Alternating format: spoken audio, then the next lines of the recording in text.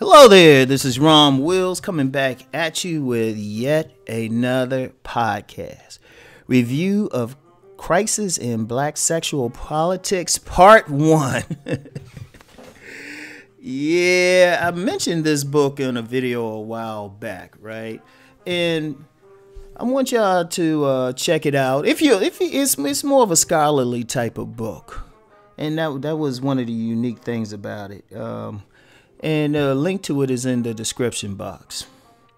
And it had several scholars who contributed something to this, and it was put together by Dr. Nathan Hare and Dr. Julia Hare.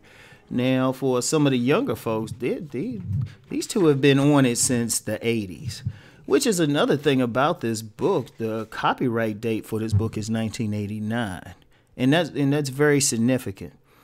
That's very significant because of the subject matter. Now, every now and then, wait a minute, hold up. Man, my background music went out. I thought I was going to have to get a new TV and stuff. Anyway, right. Yeah, it's significant of the publication date because it was in 1989, and basically it was the same issues. Now, a lot of people think, there are a lot of people, especially a lot of younger people, who feel like the issues that we face nowadays is something new. Like they, for whatever reason, have this fantasy that things were so great back in the day. But I lived back in the day. I'm going to tell you what, the only difference between the issues, particularly in black relationships now, and the issues back then, we have more people who can talk about it. See, we have the ordinary Joe who, if they have some relationship issues, shoot, they can tweet about it or talk about it on Instagram or make videos. A lot of people now have access to make videos now, more ordinary type of people do, because back then, to get any access, you had to have credentials, you had to be an academic, and then you had to be the type of academic who said something that was palatable to the mainstream media. And so it's totally different now. It's totally different. But there were just so many things talked about. And the thing is, these are intellectuals. These aren't just like somebody off the street who just had an opinion, right? These are PhDs. These are doctors. These are thought leaders, right? Mostly PhDs. Mostly PhDs, which means they actually had to go through an academic process at an accredited university, write a dissertation, defend that dissertation. Because even now, if someone says they have a PhD, you have to accord them a certain amount of respect because that's some work.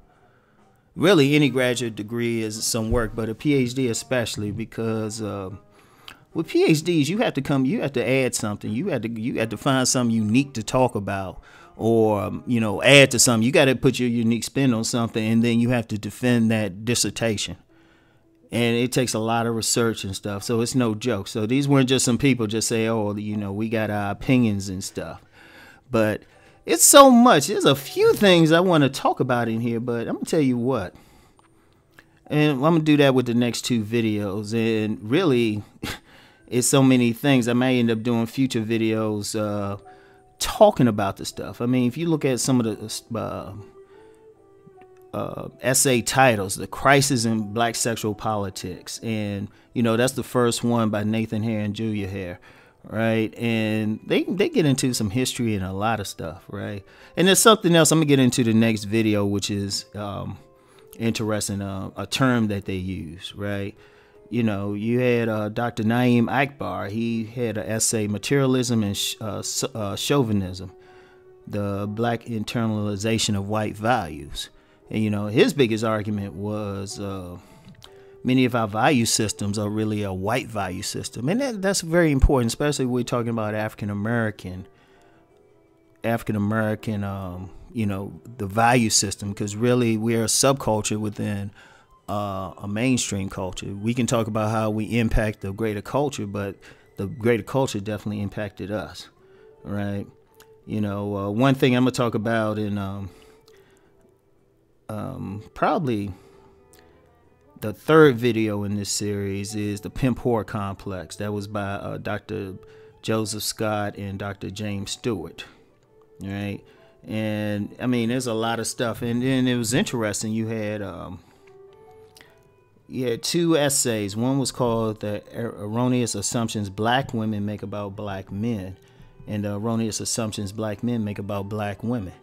And it's interesting for something that was published in 1989, which means the information from it was coming from the mid 80s, at least, probably really longer. If anybody, a true to the game researcher knows, you just don't research something for a little while and it just pops up.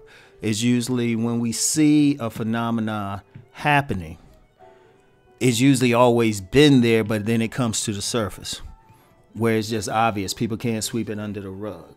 And it's interesting because we still have that, right? And then, they talked about stuff, the men who play. Dr. Joseph Scott talked about the sociology of the other woman, man sharing. They talked about some stuff in Africa. The black code, Dr. Nathan Head talked about the black co-ed going into womanhood, sexual anorexia. And now that's where they just say, you know what, we just not going to deal with this relationship stuff, right? We just not even going to deal with it, right? And they even try to, Dr. Hare actually tried to offer some solutions, conclusions and solutions. And it was more towards, it was called Conclusions and Solutions, a Complete Theory of the Black Family. And it would actually warrant a study. It actually warrant a study. But one of the things I got for it, except for maybe a few things, maybe a few predictions that didn't quite, and I'm saying didn't quite happen. And it might be more. It was one that stood out about the black male unemployment rate. It was predicted to be higher, like back then. It was by 2000. It was predicted to be way higher, but it's still too high. But other than something like that, it was really, if someone were to read it, say like hypothetically someone read it, like got a copy, read it, and for whatever reason didn't look at the copyright date, they would think we're talking about now. And the only thing is that at best they would say, well, there's a couple places they do make a reference to maybe an article or something or a survey or something done in the 80s. And other than that, they will read it now because how everything seemed to mirror what's still going on. See, this is an old thing. Like I said, you get a lot of people, they might talk in terms of game, like the game has changed. These women have changed. They ain't like they were years ago. And I've actually heard some people say that. I'm like, yeah, they're the same way. They the same way. And it's usually some young person who wasn't even alive back then or was extremely young. I'm like, how you going to tell somebody who lived back there what's going on? Because everything, especially, when I do the next couple videos, and I'm going to be talking about some stuff, it's it's right there. It's right there. There isn't much of a change. Now, one thing I give to them as intellectuals, they actually try to address stuff. Possibly even, offer some solutions. All right. And we probably need more than that because I know a lot of people, they get on YouTube or something. They want to vent about what the other people are doing. You get some people, they just want to know how to get that particular person, about, changing some stuff or about themselves, learning some game. And you got men and women on here trying to learn some game. All right. But a lot of it is still stemming, particularly in black relationships, right? Because a lot of times we'll say, well, it's all the same, or, white people do it too, all that. Well, no, really, there are certain nuances that are particular to the black community, right? Very particular. So it's an important thing. So definitely check it out. I'm going to come back with my next video. It's an interesting phrase that came up a couple times as I was reading this book. And I was trying to find the original article it was cited in. See, only thing about some stuff, and let me explain something, because I know I come on here like, fun-loving Uncle Rom and all of that. People don't know at my heart, I'm a scholar, professionally trained in research. And one of the things with research, which is a shame, like if I really wanted to research it, like if you research it, one of the things I would strongly suggest is going, like somebody who wants to really dig deep. If you pick up this book, always pay attention to the footnotes, or the end notes rather. They don't have too many footnotes in here, but always pay attention to end notes. That's how you dig deep, because any scholarly article provides references. They provide notes, so you can research it yourself. Like any researcher, they ain't gonna just say stuff. They're gonna say, well, they're gonna at least, what right or wrong, like they could be wrong in their conclusion or something, but they at least gonna say, look, I'm basing it on this. All right. So one of the things, check out the end notes. Like there was something in particular, I'm gonna talk about it more in the next video. I was trying to find a reference to it online. I mean, I could probably find something, but it would require that I travel and see if to wherever they publish a particular newspaper where this article was published, and check their archives.